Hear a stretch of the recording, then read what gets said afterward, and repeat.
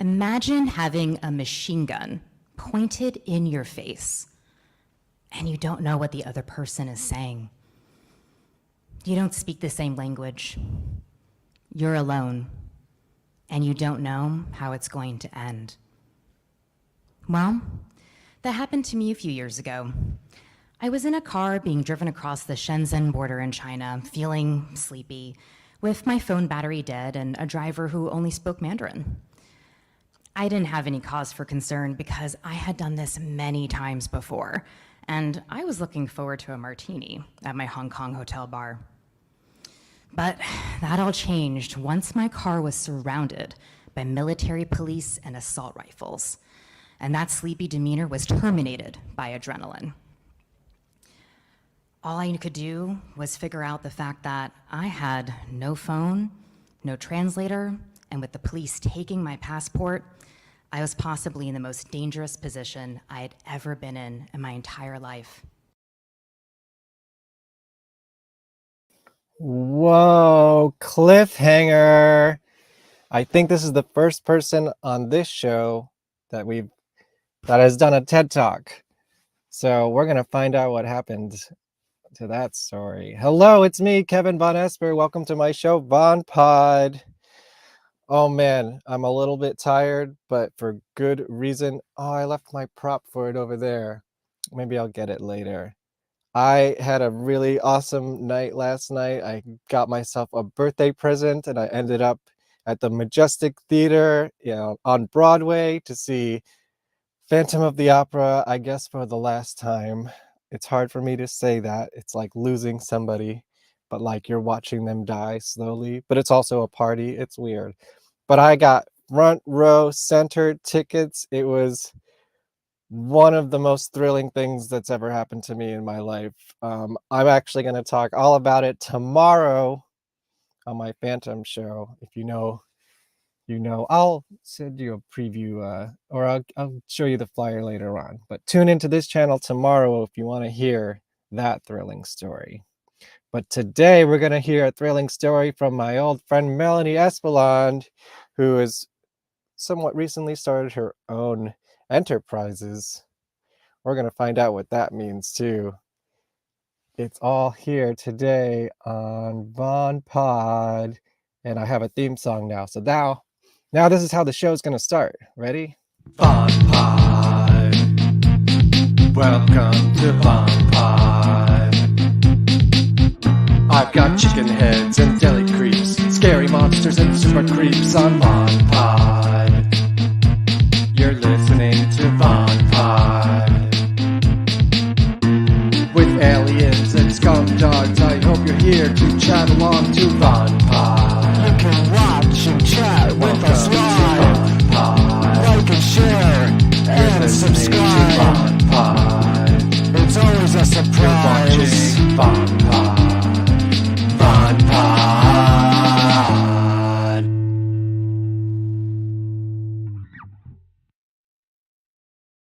I see you dancing over there. I was like jamming to this new VonPod song. It's kind of groovy, isn't it? I'm like liking it. I mean, I've always been a fan of your music, so We'll no start with all the surprise. flattery. Yes, just keep it coming. I mean, of course.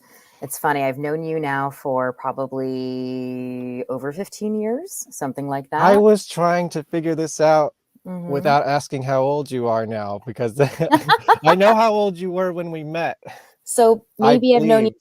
16 to 17 years, something like that. Because You I'm were 30. like 19 or 20 when we Yeah, met. exactly. Because I'm 36. I'll be 37 Okay. this year. So I think we've known Wow, each other it's even 16, longer than I 17 years. thought. I know. It's a long time. Well, the last like 4 years seemed like 1 year, so really it's closer to 10 in my mind. Sure. I like that math. That I'm makes gonna use sense, that right? logic. Mm-hmm. Yeah, I I mean, like like that. the pandemic years kind of like just over now, I would say. Totally. Melanie, you're not the usual rock star or like, performer. Well, I guess you're a performer in some respects, but you're not the typical guest. But hey, this is my show, and I talk to the people that I find interesting, and I think that anybody viewing will find interesting as well. You are now an executive coach. Is that your title? that you Yes, you could say I'm an executive coach and a life coach. And then my right? creative side or my performance comes in when I do voice acting and I do a little bit of painting. Wow. Yeah. Okay. We're gonna get into all the. I forgot about the voice acting. I gotta write that down. Let's Yeah. start with the. Well, let's start with the very professional stuff. First of all, what is an enterprise? Because it just Big sounds company. huge. Espeland Enterprises, Right. which is that's the alliteration, right? Is that the right word for that? It is. It just Okay, sounds good. it does. When I was naming my Sounds grand, but LLC, is there yeah. technically a difference between an enterprise? Like, what is an enterprise compared to just like the Melanie company, you know? Well, I mean, it would really come down to your tax classification if we really want to Oh, get into the wow. nitty gritty and use my business brain. So when it comes down to it, the name is the name, right? I could call myself the Melanie Espeland largest corporation Mhm. ever LLC, right? And But it's just just the be name. one little you. Exactly. It's just Yeah, the name. So gotcha. my company is an LLC. So from a tax perspective, that's what it is. Well, I know what an LLC is because I started my own company, VonEsper Studios. Again, I use Mm-hmm. the studios, even though the trick is VonEsper Studios is wherever I am. Mm-hmm. Sometimes it Exactly. is a physical space, sometimes it is an idea, I guess. Um, and Well, you actually that's helped where me the do best that. things happen. I know, I remember that. I remember us doing that. That was years ago now. Yeah, I mean Yeah, 2014, I think, that's crazy. which is actually almost 10 years ago, which doesn't seem like it's that far. Oh my God. Anyways, yeah. Wow, I Mhm. gotta plan my 10-year anniversary for my company next year. Ooh, okay, make sure it's when I'm in New York visiting so that I Yeah. can come by and help you celebrate. All right. And yeah, Hmm. I mean, I gotta most think about that. companies, yeah. I was What just should gonna I say, do? oh, what It's gonna should be you a do? big year. I'm gonna turn 40. I'm gonna have a 10-year-old company. Oh, I'm gonna that's be cool. wildly successful and rich by then. I mean, obviously. And like you're gonna get a No. yacht out here in Yeah. California, and I'm gonna party on it with all my fabulous friends. Yes. That's the only reason I'm getting the yacht. I mean, obviously, you want a ton of chicks to party on your yacht, obviously. That's why you do all these things to begin with, right? That's the main goal, of course. So good. We Exactly. see, I always said I was gonna peak in my 40s, like I feel like I have all the elements there except for the actual like success part. I mean, I guess you're as successful as you want to be in your own mind or how you define success, but Yeah, I was just going to say it depends on how you define it. And you might find this interesting. I spoke to an astrologer recently, and she said that I will have a lot of growth in both my 40s and also my 60s, just hmm, expansion in my life. And I kind of love that thought because it just means that life will just keep getting better and better. And I really want to prescribe to that thought that I always want to be growing, I always want to be changing, expanding, building. So I'm 36 now, but yeah, I hope that when I'm 46, things are even bigger and better, and so on. So I feel like we should just share that thought. yeah, like I don't know. I'm not gonna blame the world for my problems or anything, but I was a senior in high school during 9/11, and then I graduated high school straight into the recession. Um, Now Mm-hmm. this is like the pandemic is what my third or fourth once in a lifetime disaster of the world that I've lived through, right? It's like, man, it's just a little bit of a rough start. So it's taken like 20 extra years to get where I'd wanted to be in my 20s, but it's gonna be worth it because that's just how it's gonna be. I Yes. mean, it gives you stuff to write about, gives you Yes, material that's for your true. music. So, you know what? You'll make the best of it. Which you should get at vonesper.bandcamp.com. These are almost gone. I have to like slide right into my promotion. You gave me the perfect opportunity. I mean, you got to do it. There's according to my count on the back here, because they're hand numbered, there's only 45 of these and they're almost completely gone. I'm gonna keep one for myself. So you better get it now. And the cool thing Mhm. about the actual physical CD is that there's a slightly different mix on some of the songs. It's uncensored with a Oh, bonus nice. track. You can only get it on CD. You can't, the streaming is a little bit different. It's a little bit censored. It's just a little bit cleaner. I wanted something, just a little bit special for those people who actually put the CD, bought it, put it in the machine, I love that. just putting that out there because nobody's really caught that yet. So I'm telling everybody. I love it. I was gonna say my car has a CD player because that's like a Yes. slightly older Did car. I send you one of these yet? I can send you one. I think you did, but let me check because I moved so much in the last Mm. couple of years. I'm like, I don't know. So Well, I will check. This came out last year, so I don't know when you got there, but yeah, check. Oh, I I'll don't think I save have one it for then. you because me too, now that I'm driving again, I got a CD player in my car and I have a vast CD collection that I'm rediscovering and it's kind of exciting. Love it. That's like the best thing. I put the top down. I have a convertible. It's like the most LA car, right? Put a CD on, drive through the hills. Oh, it's like the best feeling. Nice. Oh man, I had an interesting night or two in the Hollywood Hills when I was doing my documentary. Okay, let's get back on track here. I got some questions for you, Melanie. Sure. What exactly is an executive coach, and did you make up that job? Because I Right. don't know any other executive coaches, and that's cool. Like, I think the best job is the one that you make for yourself because you're the best at it. Oh, I love that. Well, so I did not create it. So there are other executive coaches out there, and there are life coaches that are out there. However, I would say I have a different slant on how I think about it. So I think what makes me a good coach is that I've always been somebody who marries the business world and that prowess with my creative pursuits. And so I can talk to, say, somebody who's like a hedge fund manager and really understand intellectually their job, understand all I the don't know what a hedge fund intricacies. manager is either, but I've heard of it before, It's so I know it exists. it's a great way to just make a lot of money without a ton of skill.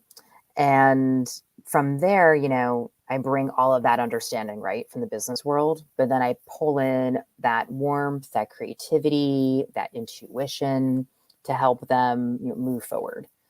And so that's, I think, what makes me a really good coach. In terms of what an executive coach does, I focus on a couple of things. One of them is voice, public speaking, executive presence. Those are things that really come from that voice acting and my fashion background. I really learned about speaking and executive presence in like my 20s. So yeah, beyond that, I do a few other things with executives, but mostly a lot of it is that exec presence and speaking. So Yeah, and that was that's the my thing. topic of that TED Talk, which we previewed in the beginning, correct? Yes, Which exactly. I gotta say, just from because I'm a production guy, that's my business. Mhm. I was so mad that there was no close-ups in that thing. Like, who was shooting that Same, thing? same. I was really disappointed with I was just there's like, no when are they gonna close-ups. change the angle and like see you actually talking? I was a little mad about it. I'm Yeah, sorry. like I thought there'd be a bunch of close-ups of me where you It's can the really TED see me Talk, speak. man. Yeah, so I wasn't crazy about the production either. I mean, it is what it is. You have no control over that as a speaker. All you can control is the actual script, what you're talking about. So I wrote the entire talk, but you don't get to produce it. Yeah. So I'm thinking about potentially doing another TED Talk. I think that would be fun. How do So you get I will. involved with TED? Do they ask you to be involved or do you pursue them? Like, what's the Mm, process of, or is there a process? there is. I mean, there's a lot of people, of course, that want to do it. So pretty much there's an intense application process. And Oh, there's so you do different, apply for it. Interesting. yes, yes. And there's different events that happen like all over the world. So you have to apply for different events because different events will have different needs, different themes. Like the event that I spoke at, the theme was legacy. Mm-hmm. So I connected to that Hmm. by talking about executive presence can help you create your legacy. Hmm. And there's like one coming up that I'm going to potentially apply for. I'm going to see how much time I have, but that one is about debunking different theories. So I was like, ooh, I kind of like that theme. So your talk has to work within also the particular event. So Right. there's all these different layers of having Interesting. to apply for all these specific events. And like it's very intense. But now that I've done one, it's proof point. it'll be easier for me to do more. Right. Yeah. To be honest, the TED Talk I'm most familiar with is Professor Michael Bishop, the lead singer of Gwar, did a TED Oh yeah. Talk about Gwar, but it was about regional identity of Richmond, Virginia. So Oh, they made it work in that context, and it's that's really cool. brilliant. Yeah, go watch it. So yeah, I don't know. That's interesting. That's and seems very prestigious, like having done a TED Talk.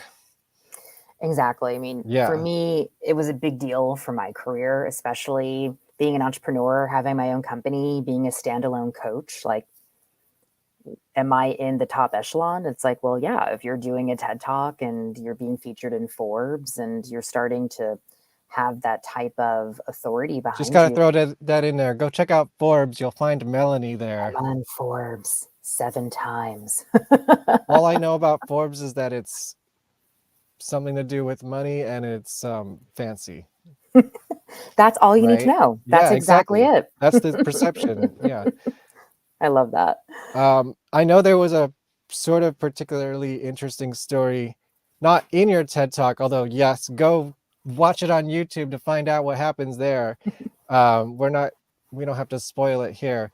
Give you, something of a teaser. But something happened to you that trip or the day before, right?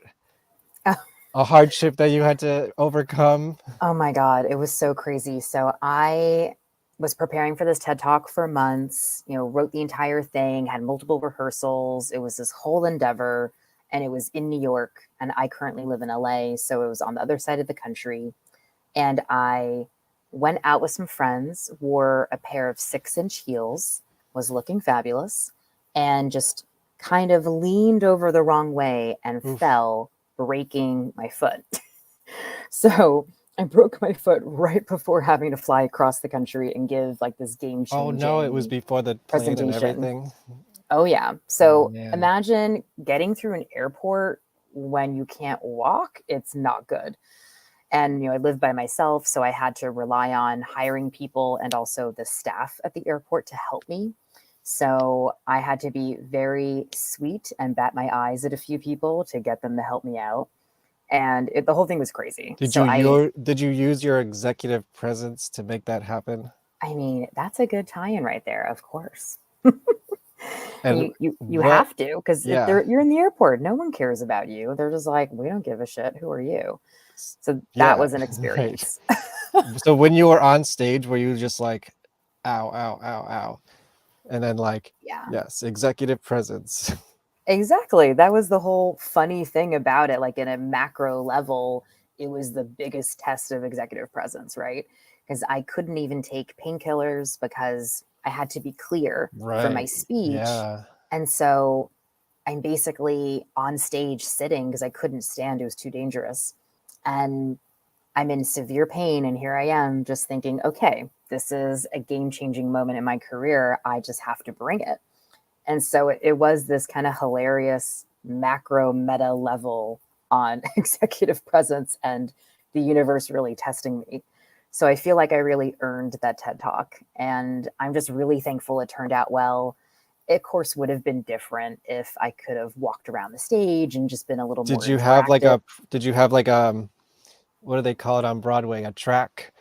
A, did, I basically did. Like it was going to be totally different. I was going to walk mm, around the stage. I was going to be, much more interactive with the audience and have like bigger highs and lows to my performance, really. And then I couldn't do any of that. So I just kept it really calm and even keeled. So that way I could just focus on delivering the talk. And that was really the best that I could do with the pain that I was experiencing. So I feel like it worked out really well. And I guess that's also my voice acting skills coming in too. I mean, those definitely helped. yeah. But yeah, that was wild. I had a big glass of scotch after that. I was like, I'm good. I'm done, guys. Thank you. Well, next time we're gonna have walking and close-ups. It's gonna be fantastic. Yes. If I do a TED Talk again, which I would love to, I'm going to put that out into the universe.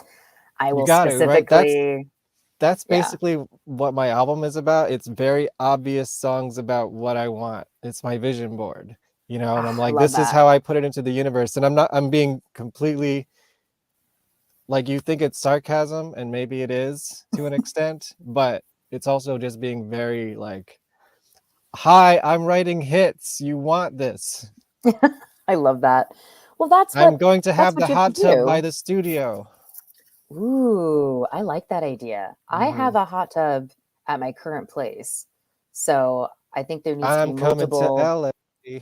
there needs to be multiple hot tubs, Hollywood Hills house, the yacht situation. Like we're Mhm. building a really fantastic future vision here. I'm super into it. Okay, wow. Okay, that's in the future. So before we move on, I don't know if we actually covered this, but what exactly is executive presence? You don't have to go on the whole TED Talk, but just the Reader's Digest version. And why do Mm, people need it? it's a good question. I mean, with executive presence, the way I would describe it is the likability with respect factor. That's like the holy grail, top level tier of executive presence.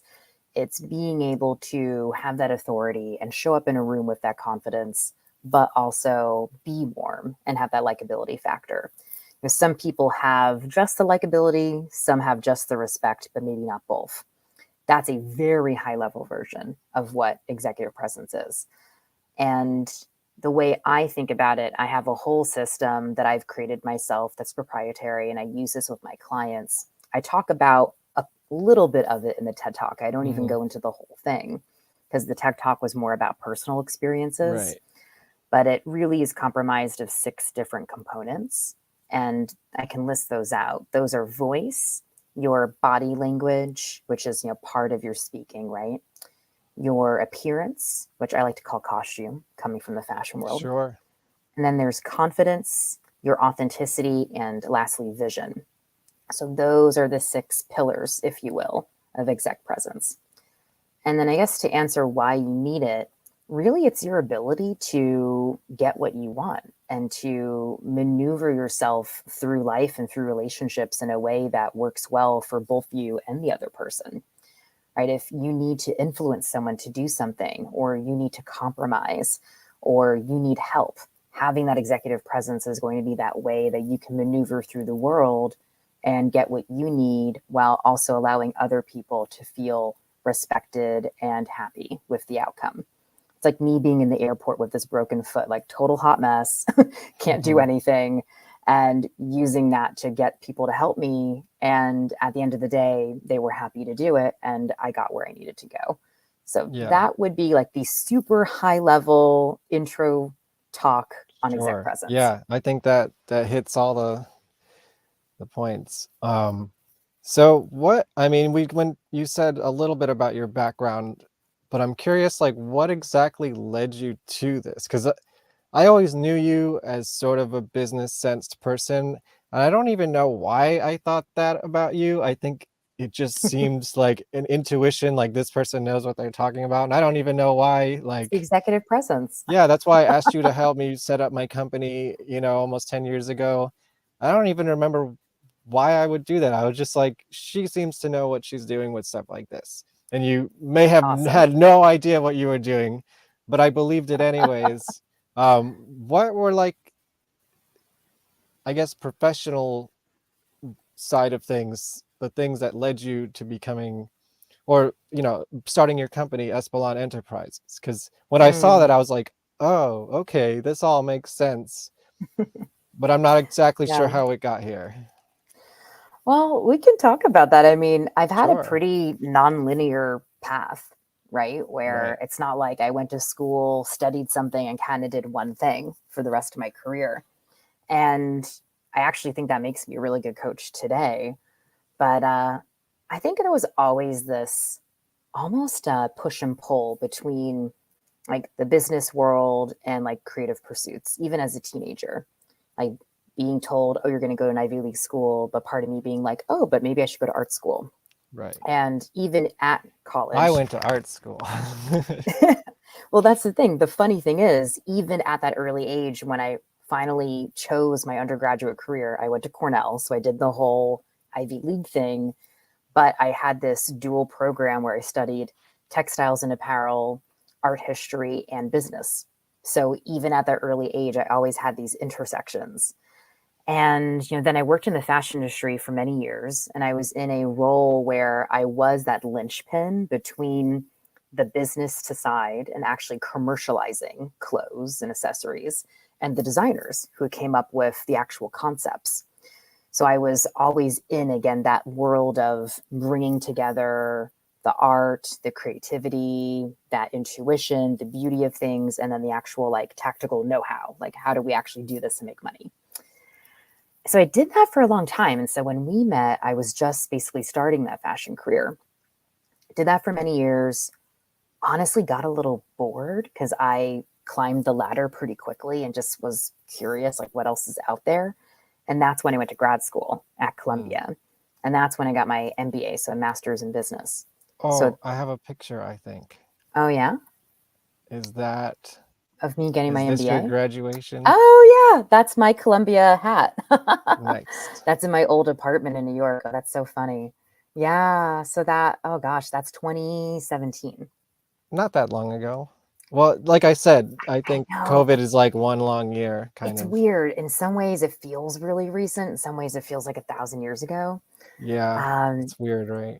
it's so weird. So yeah, I like, think that's just a thing that happens mhm, when you age, like time gets a little distorted yeah, in a way, Maybe things aren't really linear, we just make it seem like it should be to like yeah. how we make sense of the world. Anyways, that's like a whole nother podcast. That's a whole other podcast on like Yeah. fourth dimension Yeah, which I stuff. don't know anything about. I'm not really that woo weirdo.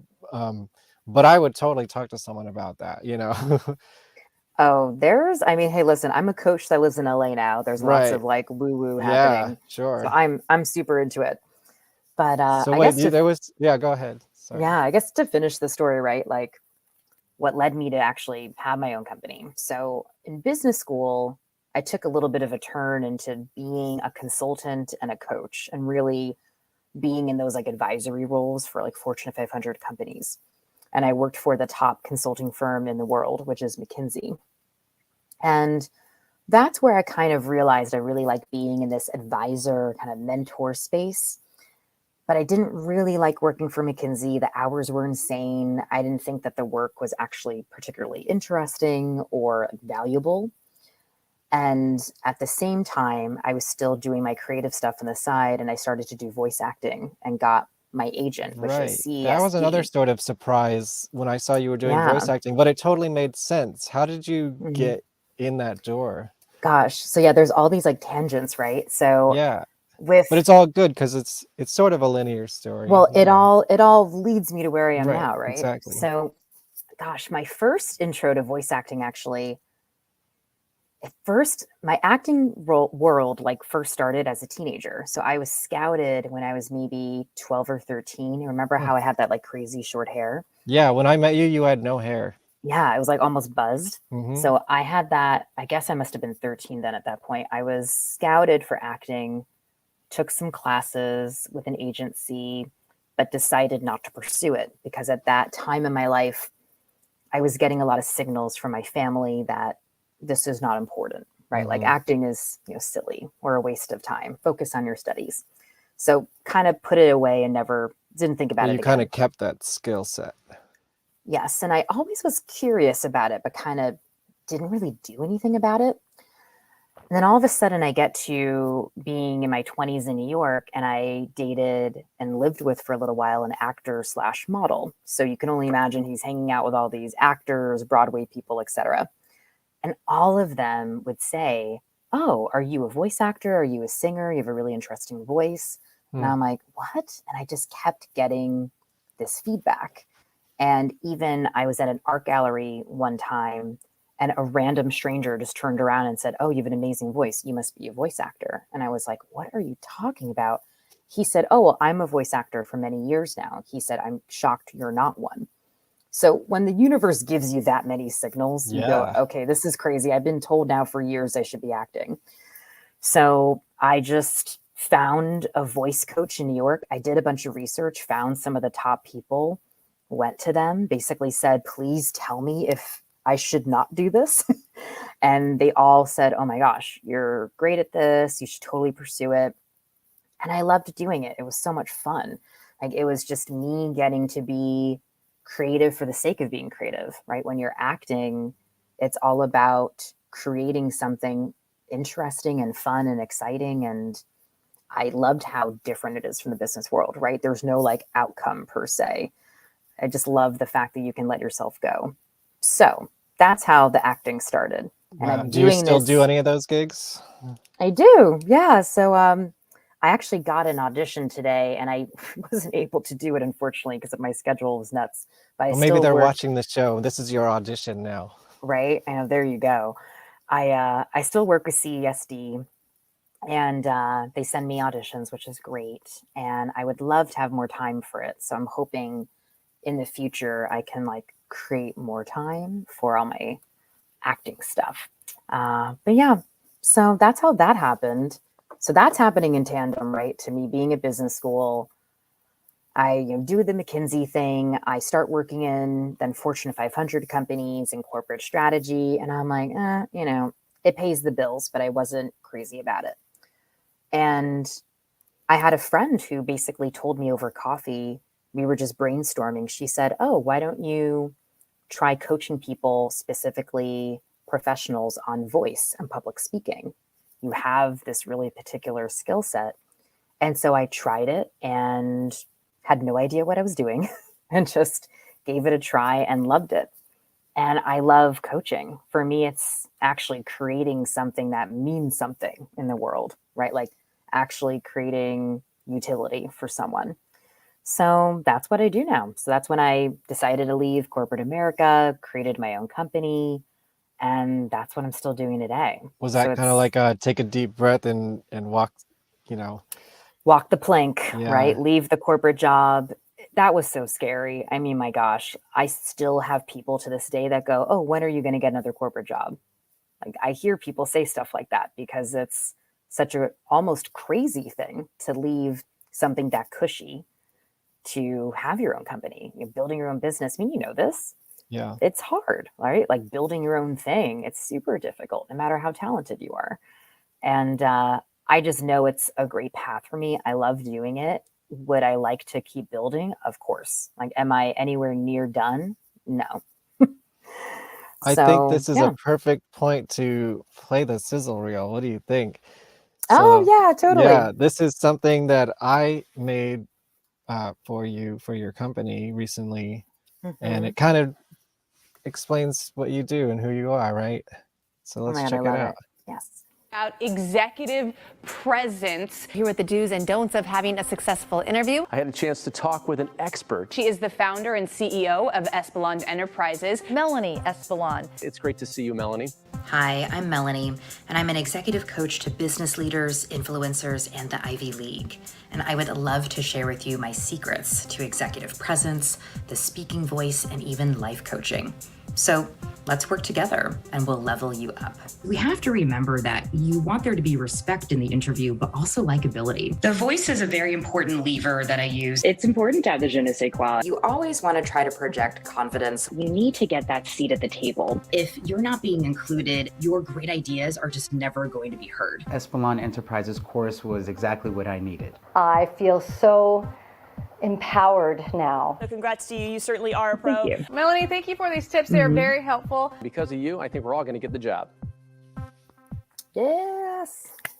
Yeah, I haven't seen that since I finished it, really, and hey, it came out pretty good. It did. I was so happy that you were able to help me with that. Yeah, of And, course, that's what I do, if I can do that for the people that I know even better. yeah, that was awesome. And did you guys like that music? That was an original, something I just had lying around. Lots of music lying around here. Just picking them up off the floor and dust it off. And that's It how was this kinda theme song awesome. happened too. It was just like, you know what? That could be a theme song. That's just sitting around. Oh yeah. Oh, that's awesome. Yeah, you remember you sent me multiple options, and it was so Oh, yeah. fun to be like, oh, I have all these options of original Yeah. music. It could have been a punk rock sizzle reel. You never, that's a whole different mean, direction. That is for maybe another business that I open Yeah, up, maybe not yeah. for these executives. I want to ask you about something that you mentioned before. You were sort of the in between artists and um, I guess the business, would you say, Mhm, right? mhm. So how do you make money as an artist? That is a great question, right? And can you even answer that? Just in case that caught my ear, I was like, you know what? I could use that knowledge. Mhm. It's so hard, right? I mean, for me, obviously, I make my income from my business, right? From being a coach. And when I do voice acting, that to me is just icing on the cake when I bring income in from that. And my painting, I have never made income from. I would love to at some point, but I'm not there yet.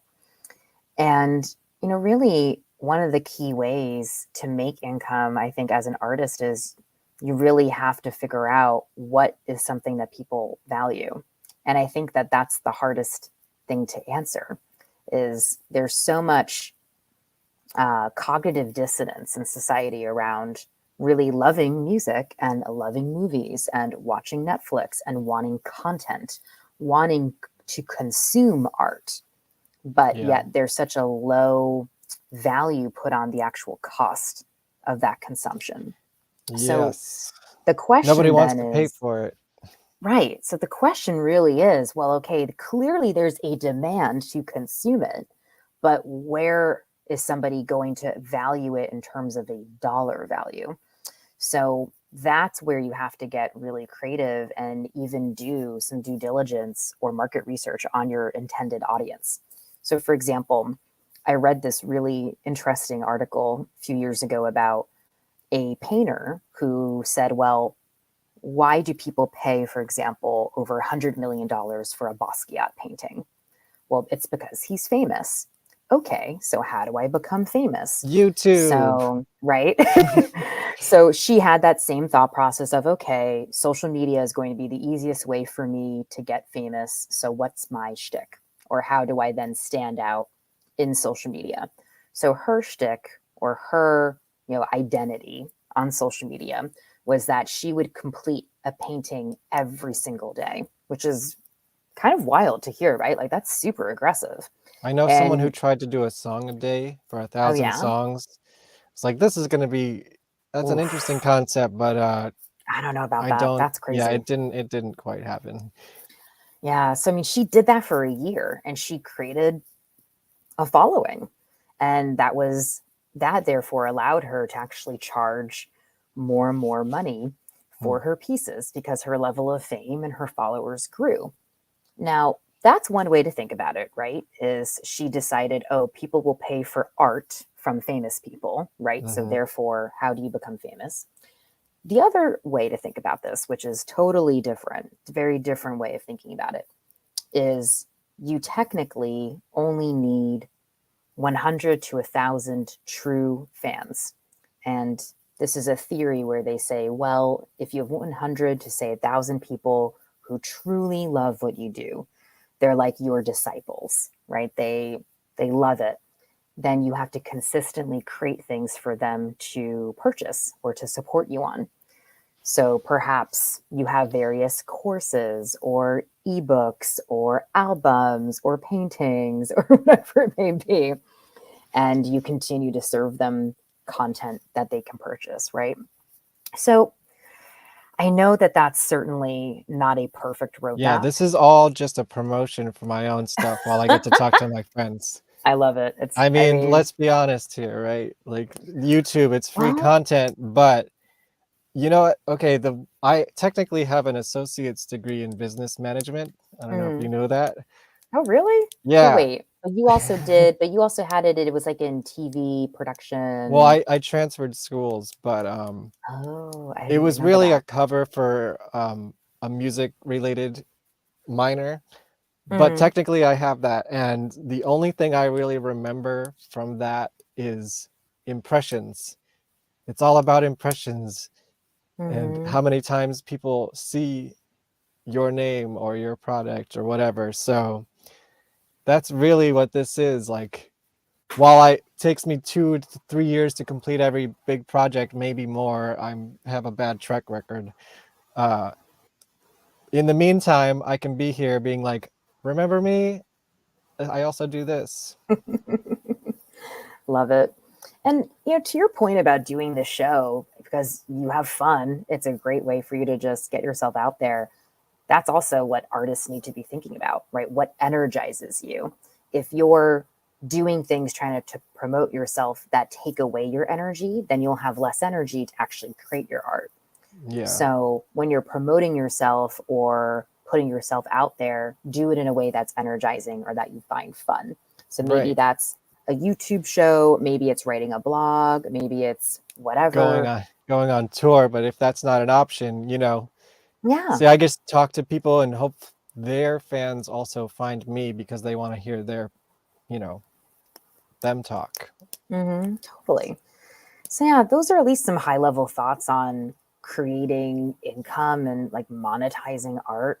It is really hard though, just because our society has it so backwards. Again, huge demand for it, and yet such a low monetary value, which is Yeah. absurd. So This is why yeah. wealthy people end up going to the arts because they're Mm, the ones that can afford it. right. Yeah. Let's pivot let's do a little side Mm. adventure and talk about your art, which I don't really know much about because this is more of a recent phenomenon, right? Like when I knew It is, you, you yes. weren't painting, right? Yeah, Or when if we you first did, met, I really wasn't. okay, because I was like, I don't think I missed this, right? Like I think I would have remembered that you were an artist. But Mhm. can we take a look at some of your work here? Yeah, let's do it. I I don't think know if you how click updated I this think if is, you but click on the images, they will mm, be bigger. I think you can do that. I don't remember. Oh, they mm, don't? I guess not. Yeah, they may not. I have to I update thought this so too, website. but yeah. But Yeah. anyways, you get a general impression. When did this hmm start? What does this mean? And when are you going to be able to sell this for lots of money? I know, right? So I started painting a couple of years ago, and I would say the pandemic really actually moved this forward in such a wonderful way where I had time, right? Where I was alone, like being a single woman living alone, like, okay, what are you going to do with yourself? You can only watch so much TV. I really spent more time painting and really discovered how energizing it is for me.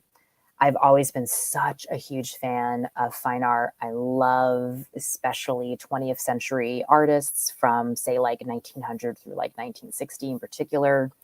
And in particular, I also really like abstract expressionism. So whenever I paint, I try to take some thoughts from the abstract expressionists and also the surrealists in how they really pursued the almost like perfect ideal or utopian ideal of art, which is allowing the subconscious to totally take over and express whatever it's Hmm. going to express for the sake of expression, right? So For the when you sake of art. started these pieces, did you have an idea of what it was going to look like, or did they all kind of form on their own just by doing it? They mostly form on their own, which that is really exciting to me when I can really get into that almost like subspace. It's like almost like a creative subspace of my subconscious is just kind of doing its thing and I'm just kind of hanging out, making it Mm-hmm. happen. Maybe I'll pick a color palette that I'm excited about in that moment. Again, there's really not a lot of thought beforehand. It's just like, oh, I feel like painting with greens and blues today. And I'll go from there. Do you So, title yeah. these? Do they have names? No, I haven't really titled them ever. So just And that's Melanie Espeland, Untitled #1, right, like Melanie Untitled Espeland, 1, Untitled Untitled 2. #2. That was also such a thing that a lot of 20th century abstract painters did, like, Untitled #6, right? Mm-hmm. A lot of the times they do that. So I could always just number them too, which I think is kind of a funny way to complete the cycle of the total subconscious mind and then throwing a number on it. I think there's something kind of ironic about it. So is this all of you your executive coaching like these rich people? Is this all a ploy so they know you so eventually they can buy your paintings? Because that's pretty smart, I gotta tell you. I mean, hey, maybe that's my shtick, right? Yeah, that's okay. That's a good one. It's like You know, double but Ivy League, MBA, coach, makes art. Sure. yeah, right. And I love that this array of paintings matches our natural color scheme here. You see, you got like you and like the pinkish red, Does. and then it goes Yes. up to the blue, and which is my whole thing right here. I So love that. And that wasn't even planned. The no, it wasn't universe just planned. wanted it to happen. See, this is just one of those magic moments. Love it. Okay. So let's get a little professional again. We'll pivot. We'll go artistic, professional, right? Love it. Let's say I was looking for a job. Mhm. I bet you have some tips to get, for that too, right? Yes. Do you have any general 2023 world resume cover letter kind of like Oh, tips yeah. and tricks? Mm-hmm. Not to say reveal all your secrets here, but maybe like a few Oh, pointers. I can give some free tips. So Yes. the biggest, right? And I'll look at your resume. Oh yeah, But I gotta dust it off, but the it's biggest gonna happen. Oh, yeah, no, we can do it after our call, but the biggest issue I see honestly with resumes today is people create bullets that don't tell enough of a story. I want to know the so what or the outcome or the result of something. Yeah, I hear that a lot, but so I guess here's a question that's more personal to me. Like I'm in production mostly. I don't know how to quantify that as a result, because it's like I made this beautiful thing for this client. I don't know how to say that it was successful or not. So you could say something like directed and produced. Like YouTube views maybe, but then again, it's like, well, do I think that, this number is impressive, but really to them, it's like, are you fucking kidding me? Well, if you also give a benchmark, it may be really impressive, right? Always depends on what you're talking about. So say something had 1,000 views, but the benchmark for that type of video or that type of creator is only 500, then all of a sudden it sounds really impressive, right? Or you could say, this piece had on average 2x views per this creator's average, right? There's always ways to creatively make yourself sound impressive and to quantify things. Okay. And you can always estimate things, right? So say, for example, you did something for a client and you could say, creating this video saved on average 30%, saved an average of 30% of their hours in their client purchasing cycle or something like that. The fact that now sounds they like have bullshit though. I mean, it probably is, but it probably is, but yeah. you know what I'm getting at here. Yeah, There's ways to show your value in a quantitative way that feels So can I really say tangible. I launched your business into the big time with my sizzle reel? There you go. Well, you could even say that Like, how would I quantify the work I did what for we you? did, what we Yeah. did. Make it Well, real personal here. You could say that you created and directed this sizzle reel and that it allowed me to have an improved user experience on my website as well as reduced time to client conversion. So you could say we are something going like to talk. that. We are going to talk. Not now, not today, but at some point. That's Yeah. good. So that's how you make a resume actionable. That's how you create a story. That's how it's the so what. I hate it when I see a resume that says, "Oh, I created a video." It's like, okay, well, I already know that from your job title or that. What else can I know about you? Can you actually create results? Can you get shit done? So that's the biggest problem that I see in resumes. Do cover letters matter anymore? Really, I would say no. I wouldn't really write one. It's very rare to see somebody actually ask for a cover letter. People don't have the time for it. So do you think it's unnecessary to send something just because it's some extra work for them to look at it? Because it used to be like, that's the professional thing to do. Well, you used to like mail or fax out your resume, Oh Okay, my I'm not God. really that old, but I like just about, You Oh, I know, and remember now it's mailing like companies my now it's resume. all automatic. Mhm. Like you just click a button and probably some robot scanning it for keywords and like a Yes. human's not even touching it for a while. Anyways, does it matter if you put like an hour into writing this beautiful cover letter, or should you just save that Don't hour do and it. like Don't do it. Take that hour get drunk or something? to, well, you You could know, do that, yeah. I mean, or at the end of the day. you have you have a glass of scotch while you use that hour to network with people on LinkedIn. That Mm, is a much better use of that hour versus the cover letter. This is also where I see people fall really short in their job searches. To your point, people can just click a button and upload their resume and apply to a job so easily. So people are really inundated with resumes, especially in a climate right now where, especially in like the tech world where a lot of people are recently laid off, there's just so many people applying. It's a bloodbath. right. You have to do that extra work of reaching out to people, doing that networking and saying, hey, I'm really interested in the XYZ job. I'd love to connect, or I'd love to connect with the appropriate colleague, or may I pick your brain for 15 minutes over a virtual coffee chat about the company. Just do that Mm, research and do that outreach and make it very clear what your call to action is. The worst is when I get messages like that on LinkedIn and I actually have no idea what the person wants. mm. They might say, oh, hi, you seem really interesting. Or I'm like, okay, like, what do you want? Do you It's want like to, this isn't okay, Cupid. right? I'm like, I don't know what this message means. So make it very clear, whatever your ask is. Maybe you want them to interview you for a job. Maybe you want to get connected to the hiring manager. Maybe you want to do a 15-minute virtual coffee chat about the company. Just make it super clear what you're actually asking them to do. Mm, And worst case, someone doesn't get back to you, but best case, you make a connection and it helps you to actually, get a job. interesting. I've seen Mhm. people say customize your resume for that job. That also seems like maybe it's a waste of time. Do you think? That's aggressive. I Yeah, would I would encourage people to do that's a that lot of work. at the very senior executive level. I would say that's more relevant if you're like senior director, VP, and above. Hmm. And that's usually when you have now recruiters involved. And it's a very different type of job search process. For anything below, say, like that senior director level, you should have a resume that clearly articulates what you're looking for a specific type of function and industry. So, for example, if you're looking for marketing in the tech industry, right, have a marketing tech resume. Or maybe you also have a marketing in finance resume. So that's as far as I would go, is function and industry. Right. You don't have to go more than that.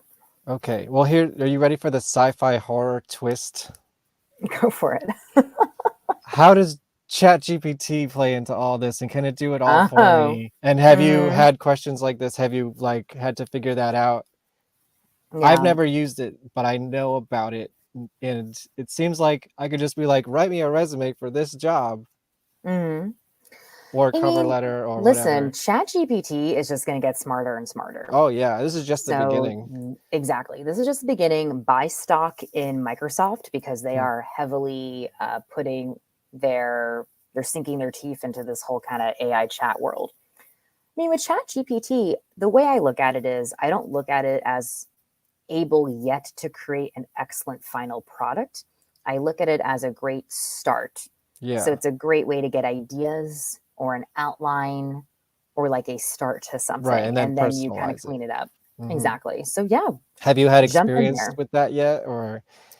I've used it to help me come up with ideas for blogs. Hmm. I have started to do blogs on my website in order to improve my organic SEO, which is like your organic search results on Google. Hmm. And all of those blogs are totally written by me, but sometimes I would use these, chat AI features. There's Let's also take another a one look at called your website Jasper. just because it's so beautiful here, right? Oh, yeah. And if you click on where it says blog, I have different articles there that I've written.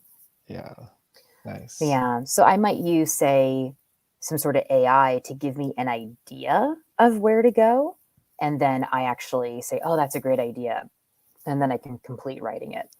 So there will be a moment in time where these AI tools are so brilliant that I don't even know what's going to happen in schools anymore. Like, how are you going to ask kids to write an essay? They're all going to Well, go into right, some yeah. AI chat thing and just do it themselves. So And it's is going that to a bad really change the thing, world. like, necessarily, you know? Because the way in education, the way I've heard it kind of talked about is like, well, is it bad that we have a calculator that can do math for us, or can we just use that to our advantage? You know, can you imagine what education freak out when the calculator came out?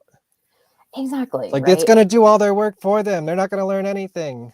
Hmm. Anyways, Well, and I don't know. I mean, I'm a big, and this is a whole other conversation, but I'm a right. fan of actually changing up the educational system in this country to Oh, align to sure.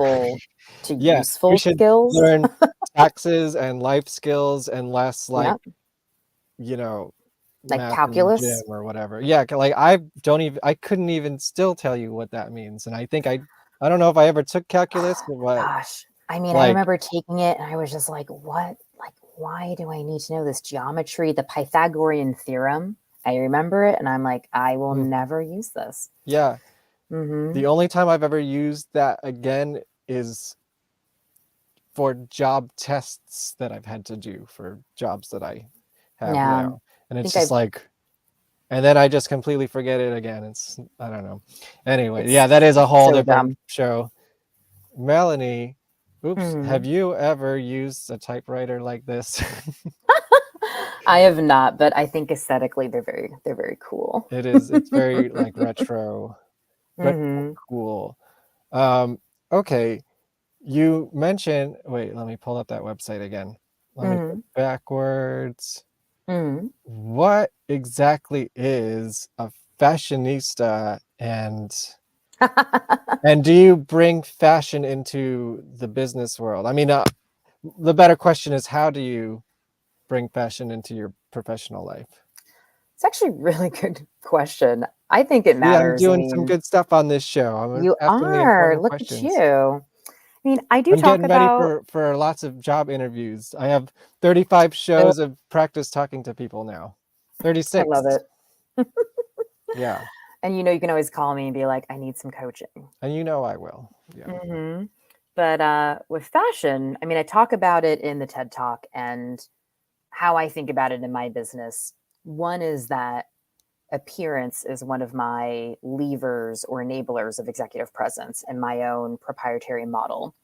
And I really believe in that because, frankly, that's the first impression before you ever open your mouth. So that does make a big difference in how people view you and the assumptions they make. So we need to be really thoughtful about thinking about fashion and appearance as costume, which is what I learned from working in the fashion world. You see it as an opportunity to Well, I express was in Green yourself. Jelly. I know all about costumes. Yeah, exactly. And have fun with it. Like there's so many different ways to create a persona and to, if you want to be that executive or you want to be whatever in the business world, use appearance to help with that. And for me, the way I personally think about fashion today, when I am working with someone, in my business, I think they actually appreciate the fact that I don't look like a typical executive coach wearing a navy or black suit, right? Mm, I have my red or pink lipstick. I always have like my nails done. I might wear some like big jewelry. Right now, I'm wearing like a super bright color. I have my super long black hair. I the like to wear funky glasses. Yeah. glasses. And these small choices that I make me feel good and that create a persona that I enjoy, I think allow other people to find me to be memorable and it makes people curious, right? With executive presence, you want to be memorable. Yeah. And so You if you can know, have those nuances, then I think that that's really powerful in business for sure. yeah, as you were talking, I was just thinking, um, I have changed my appearance to go to job interviews before, like when I had blue hair and stuff like that. And it's like, Mm, oh, I want to try to make myself look more professional. But I feel like in the end, it just made myself look less genuine. Do you think people mm, care as much about like colored hair or tattoos, or like I still have this eyebrow ring? Like, is that something I should take out if I go to a job interview, or do you think we're past that at this point? Like, does it add to my intrigue instead of, just trying to look as normal as possible? It's a great question. I think there's a few industries and a few jobs where it would matter. So, for example, if you're trying to get a job in investment banking at Goldman Sachs, probably they don't have like tattoos on their neck there yet. Right. That hasn't quite happened yet. So you're probably not going to I don't see have any mine with colored tattoos. I'm hair. just speaking for those who do. Yeah, I sometimes have totally. weird, funky hair, and like, I got a piercing in my face, so which I forget about a lot because it's like this piercing's old enough to drink. Oh man, that's wild.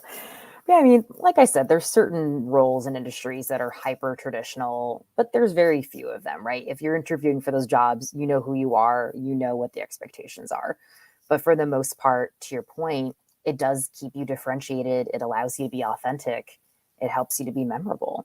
So I'm a total fan. It's like, if you got some blue in your hair, go for it. If you got a piercing, I think it's totally acceptable in most situations these days. This is a good little segue. I want to do a little plug for this tape. Yes, it's a cassette tape. And this all ties into the conversation, believe it or not.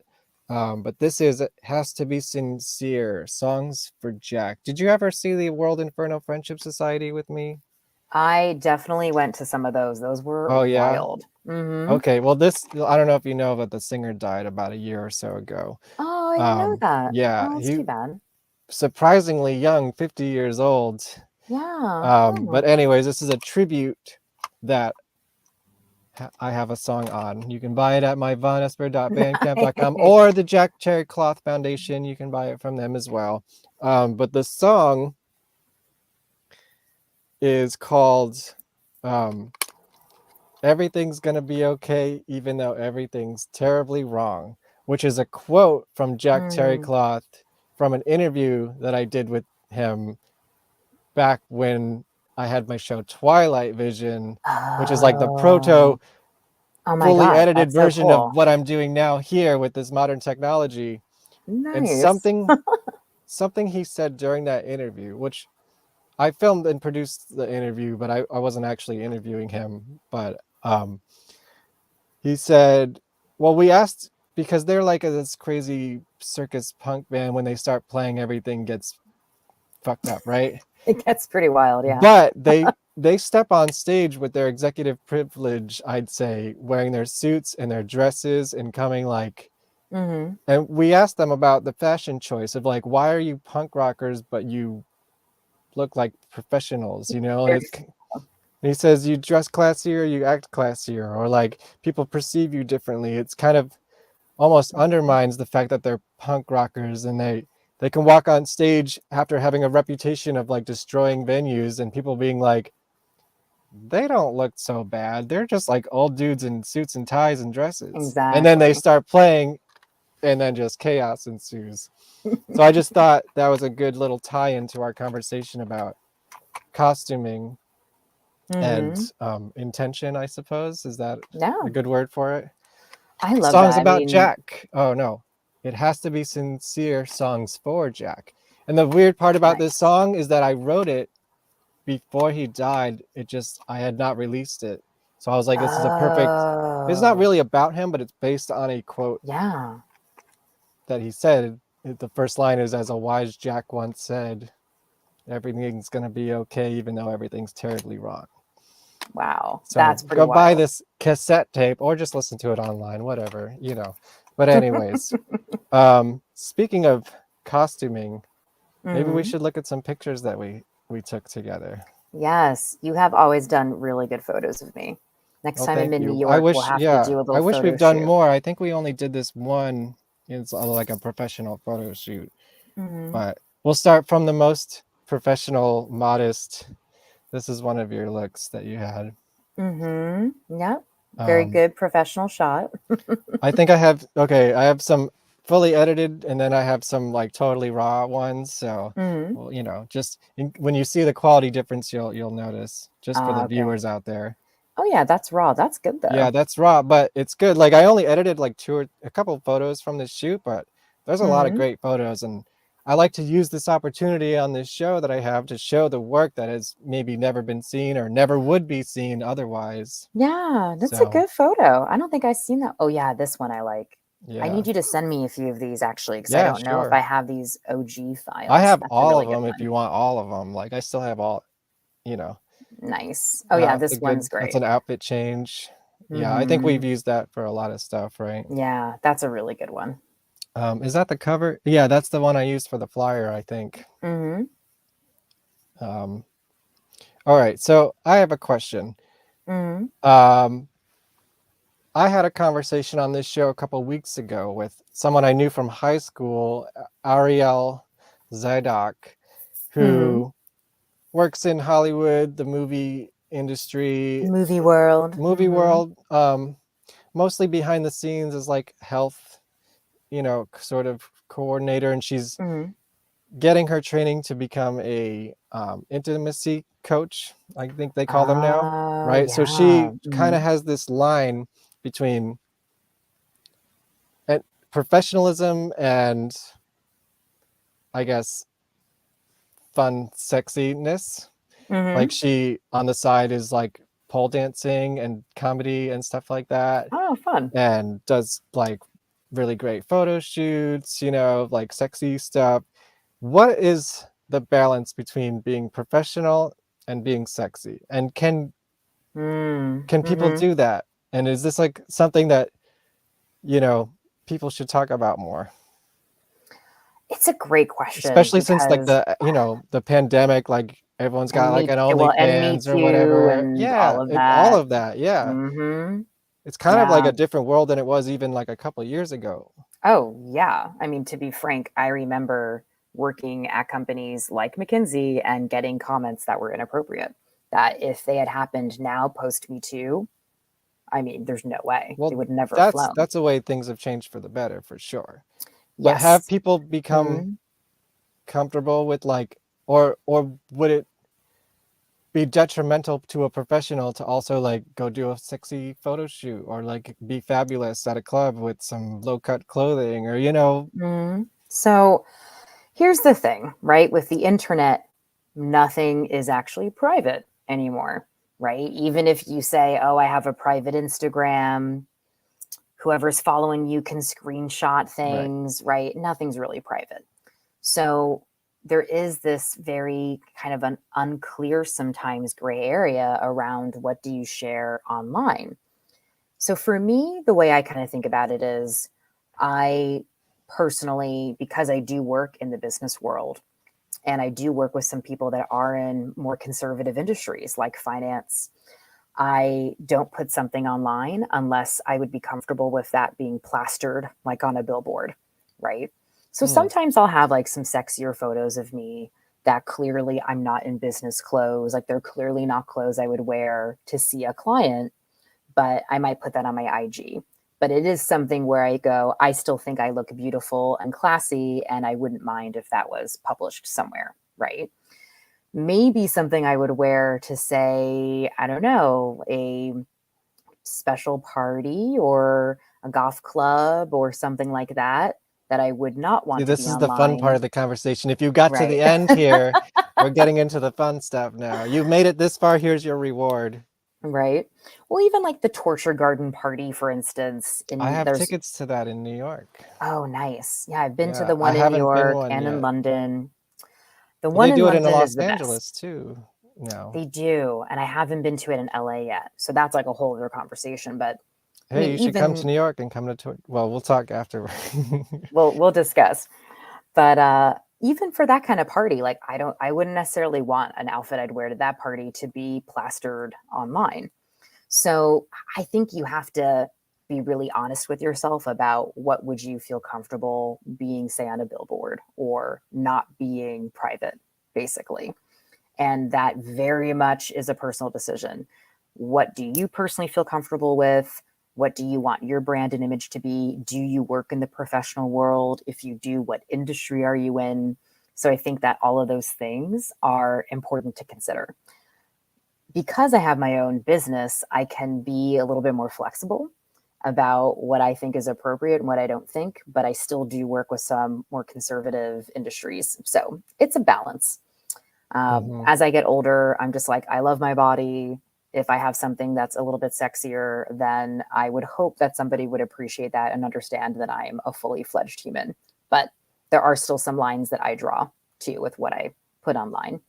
So I hope that helps, but it's not an easy. Yeah, I mean, it's an interesting decision. realm of conversation, especially now. It's like, well, a lot of people have done sexier things now that there's the pandemic and free time, and also trying to OnlyFans. make money online. Yeah. Yeah, while you don't have a job, like. And I fully respect that. And I'm hoping, it's paying your bills. We live in a like, very expensive world. I get it. yeah, I mean, like Dan Savage says, at some point in this age that everyone has a portable studio in their pocket at all times, there's eventually going to be a world where, like, it's almost like a level playing field. Everyone has something out there.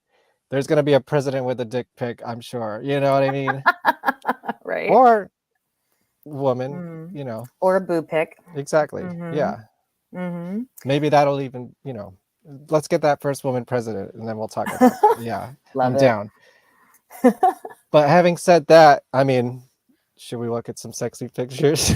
Yeah, I know you want to. Yeah, I mean, this is the fun part. I mean, this is what I love. I was like, yes, I will take your professional headshot photography, but let's do something fun too. I always like to strike a balance.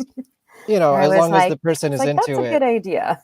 Yeah. Usually the people I hang out with prefer these, but have to do the professional things first just to have them, you know. Totally. Oh boy. Oh, yeah, that's a good one. That's I'm a like, good one. ooh. Yes, this is something more like you would wear to a torture garden. But also, I could see Yeah. this. Please, someone put this on a billboard.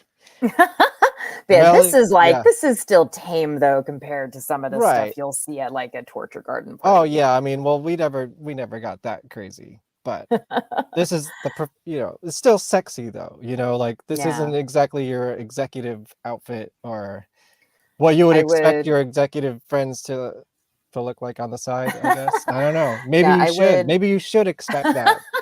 I Everyone would you look not at in wear that this office for an now, you got to executive imagine call. in this kind of outfit. Right. Yeah. I do not show up for my coaching calls looking like that, but Yeah. I do still have things like this in my closet because why not? Oh, that's a good raw Yeah, this one. is some of the unedited ones that I found that were cool. Oh, that's fun. Yeah, there's some really good stuff in here. Oh, that's cute. I look so young. My gosh. Yeah, I mean, this was, I guess, It's a while ago. 2015. I think so. Mhm. Eek. And that's you with my CD album, Oh, my yeah. beautiful coaster of that era. Oh, I love it. That's awesome. Yeah.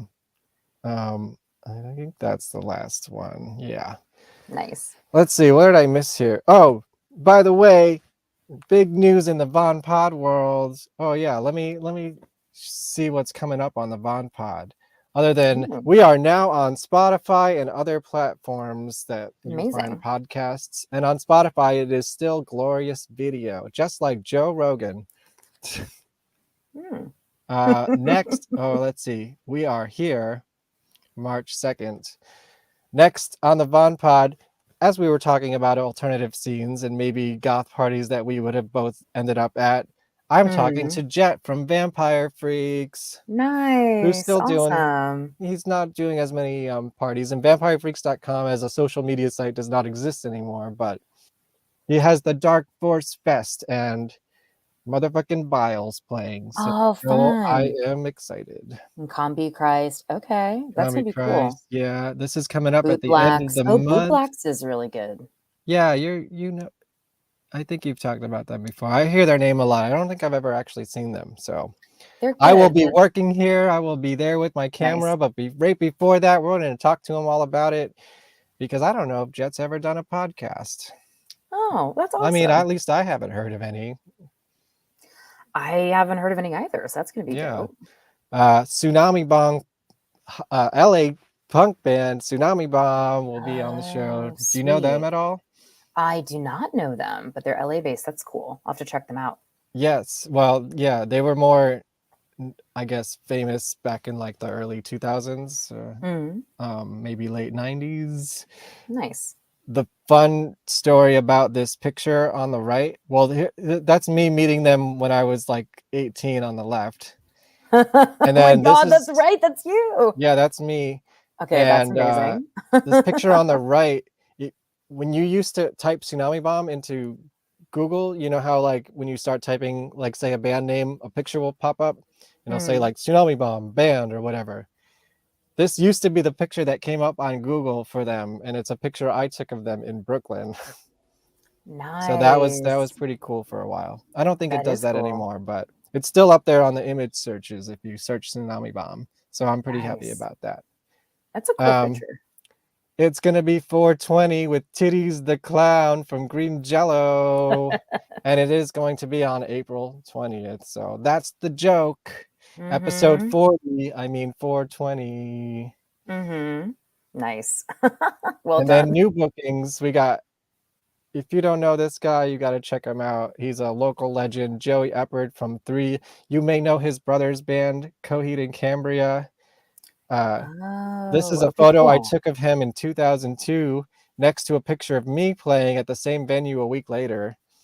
Oh, that's awesome. Oh my So that's gosh. going to be a lot of fun. We're going to watch some old videos that I used to take of them back, 20 something years ago.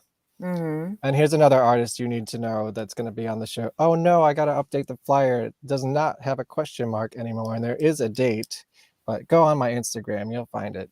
Melissa Kaplan from Splashdown and Universal Hall Pass, one of my favorite albums of all time, and it never came out. It's going to be a whole story. Even if you don't know them, this is going to be like just so fascinating. The Splashdown's pretty cool. So You that's know going to be them? awesome. I do. You From introduced me to me? Splashdown. Yep. Oh, well, that album was never released. Oh. I mean, they do have some EPs and stuff out. Oh, okay. But That's the pretty actual cool. album, like, it got dropped. Like, there was a label merge, and it just kind of just like fell through the cracks, and it never came out officially. It's like it's gonna be a fascinating Crazy. story. One of the Yeah. best albums you've never heard. I'm sure it's on YouTube. You can definitely find it, and you Nice. should. It's great. And then my friend Samantha Riot is going to be on the show. She's like a spoken word noise artist. I don't know. Very alternative. If you want to get real alternative, we're going to get real alternative here. Nice. And yes, go follow VonPod on Spotify. I think we're on Apple Music or wherever the RSS feeds take us. Okay, that's housekeeping, right? Let's see, what did I miss here? We covered a lot of good territory. We did, yeah. I think we're getting towards the end. Is Espeland Enterprises on TikTok? Do you get into that kind of realm? So I finally, after many people asked me, I finally downloaded TikTok. I think my username is @Melanie Espeland, so I should be very easy to find. I have never posted. I have just used it so far to just understand the landscape. Right. That's do kind of think, why I have it too. I post show clips and stuff like that once in a Yeah. while, but I don't really want to, but everyone says I have to.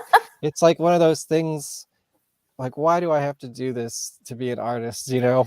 I know. So for me, I don't know. We'll see what happens. I think there's other things that are more relevant for my business, like blogging on my website, LinkedIn, Google Ads. Like there's just certain places where I think my audience is more so than TikTok. You mean you're not going to do fun dances? And I could be. you could I do don't one of those know. things where they go, and then you're in one of those outfits that we just showed. Oh, that's true.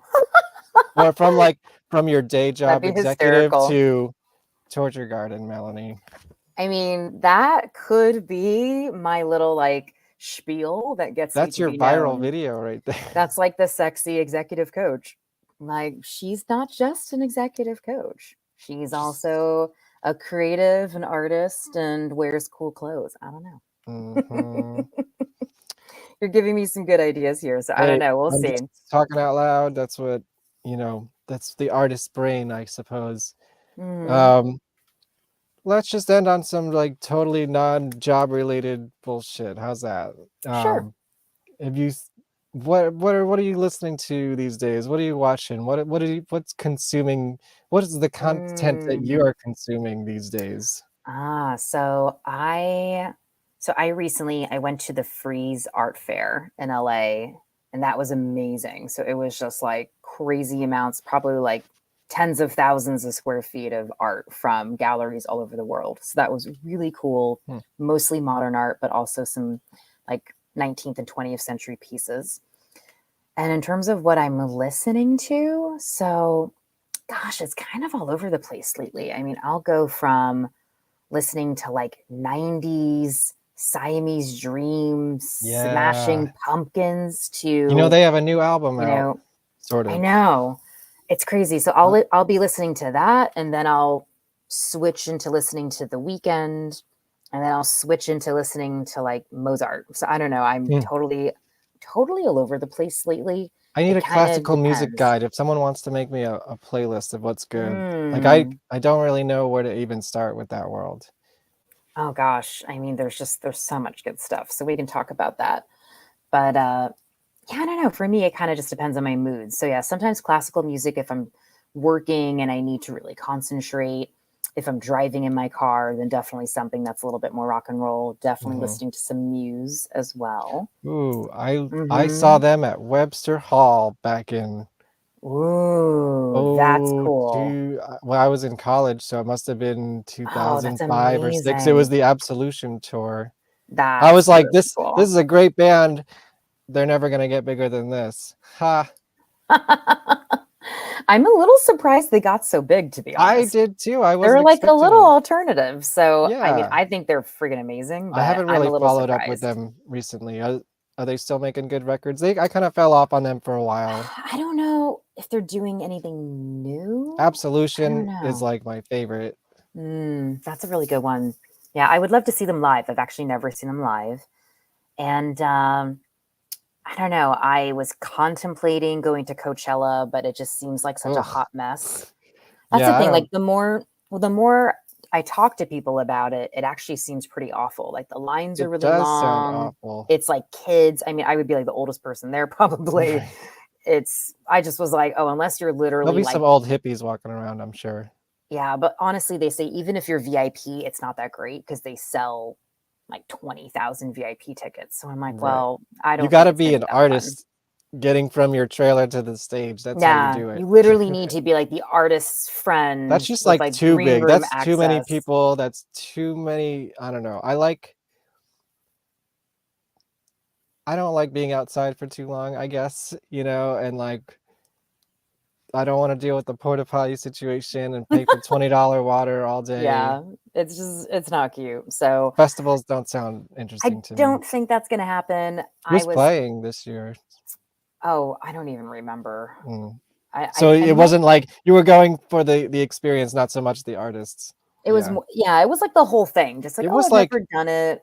it was like the cool indie thing for a while, but now it's like Beyonce. The biggest artists in the world are headlining it. It's like not that It's indie just anymore. it's not yeah, it's It's not yeah. indie at all. Yeah, it's totally corporatized, Yeah, I'm sure. oh, totally. I mean, Go to one of those like big rock festivals. Those aren't bad, well, maybe Cool because World is happening. That could be cool. oh, is that the goth one? Cool World, it's like rock, a little goth. That could be kind Who's of playing that? fun. I think Iggy Pop's gonna be there, Oh, I which I want to thought would see. be really cool because 'cause I've never seen him, so I was thinking about Yeah, going to that. dude, he's older than my mom. It's nuts.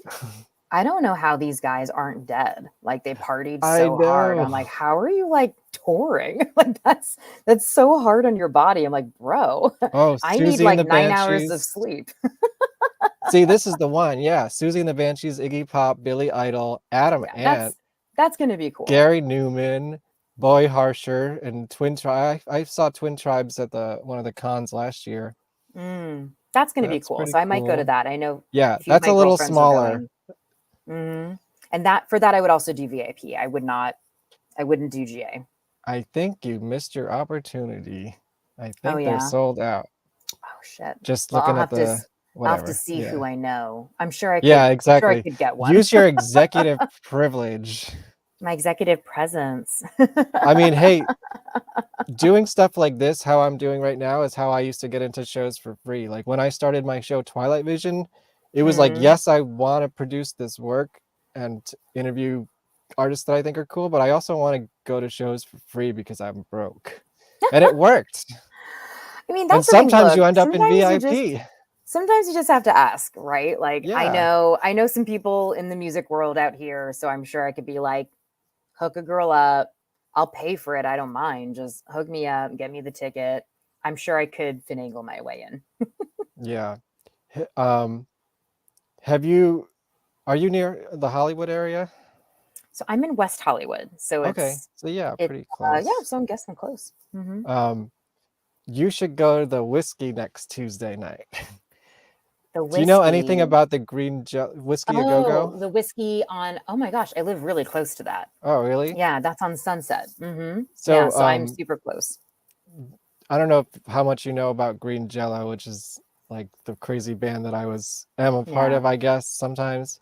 Um, they do this crazy 3-hour, totally free variety show every other week at the Whiskey a Go-Go, and they stream it live on YouTube. It's like the audience there is just kind of icing on the cake. And nice. that's like the alternative scene in Hollywood right now. They're like leading the charge. I should go to that And because Angelo I Moore have. from Fishbone will be playing Oh, wait, this when is week. this? Tuesday? Tuesday, March 7th, I believe, is the next one. I watch it on Okay. I YouTube, don't know but if I you can could go to actually that, be there.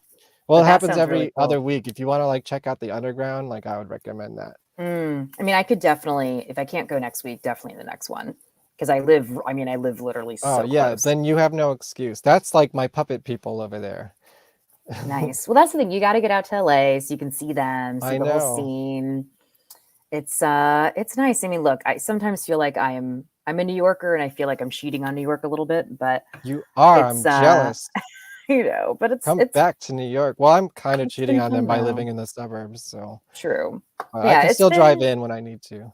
true. And I'll be in New York again. I think I'm going to go in April, maybe.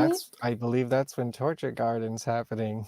Oh, see, Just here we throwing go. that out there. Yeah, yeah, And I yeah. have to figure out, there's a couple things I need to figure out, but I think I'll go in April. Nice. So, yeah, We should do a photo shoot or something. that would be really fun. Yeah, Torture Garden, photo shoot. I'm into it. Awesome. Well, we'll land this plane. Do you have any connection to Phantom of the Opera and Broadway? So I know you love Phantom. I love Broadway and I have missed it honestly so much living in LA.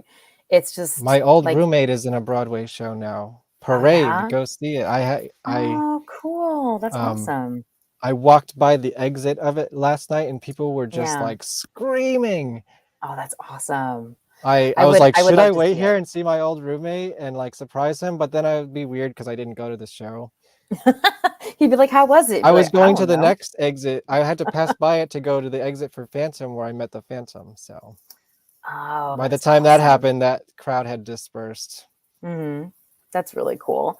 Yeah, for me, I love Broadway. It doesn't really exist here in LA. Like there's shows that tour here. It's just Right. not the same quality and level of New York. So whenever I'm in New York, I try to see something. I have not seen a Broadway show in a while. The last one I saw in New York was Moulin Rouge. Oh, I And want to see that that. was phenomenal. I think it was second row seats that we had, like second or third, like very, very close up. Yeah.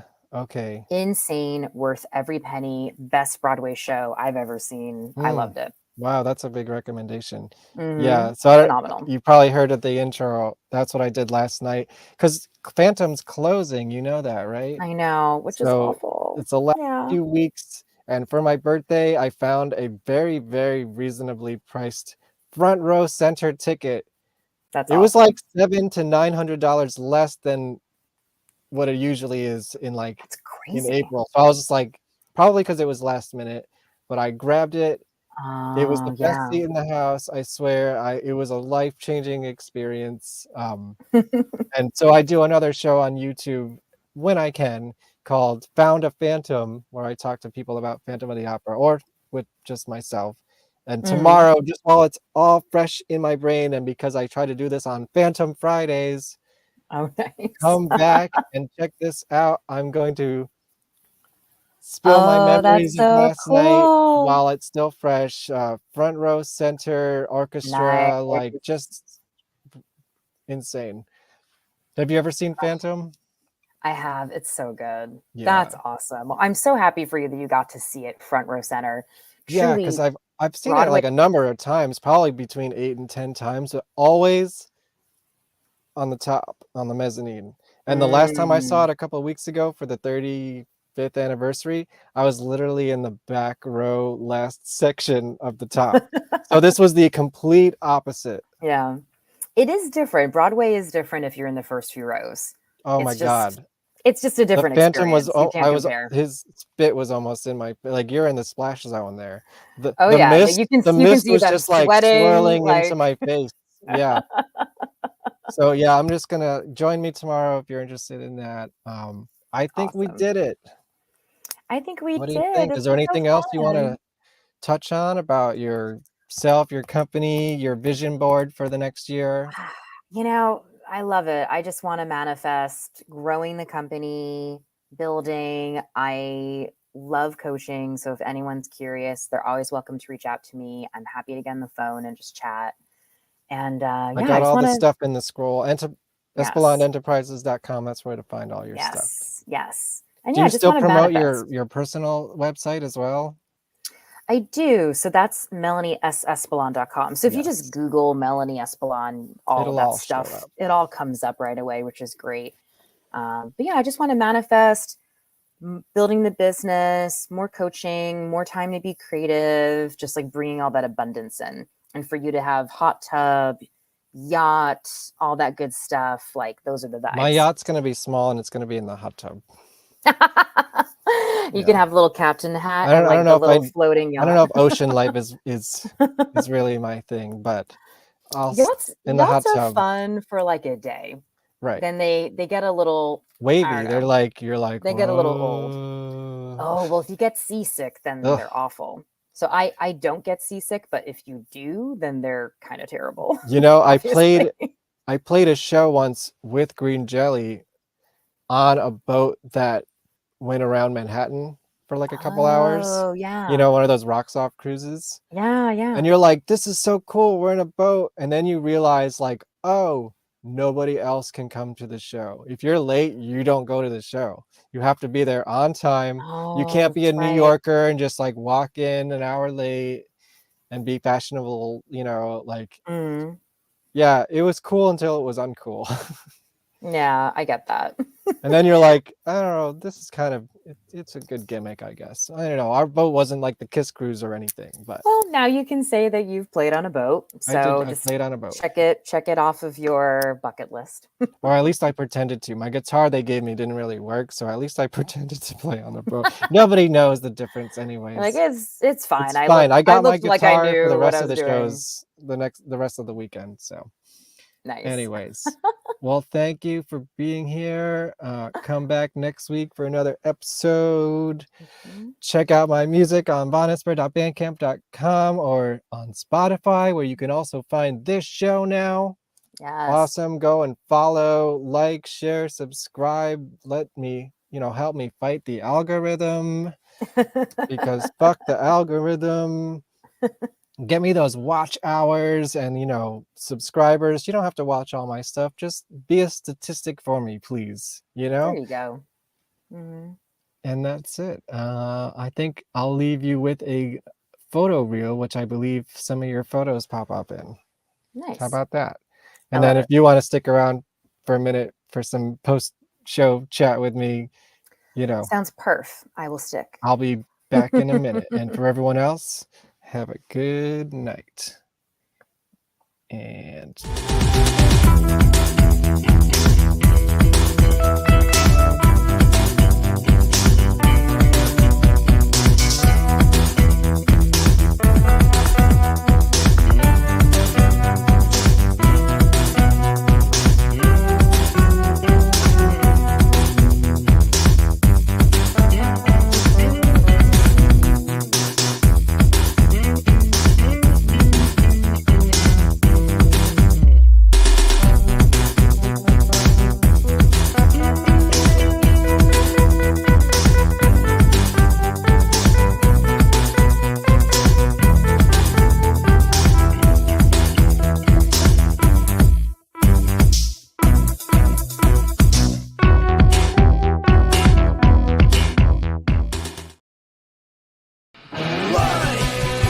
share, subscribe, comment below, like, share, subscribe, comment below, like, share, subscribe.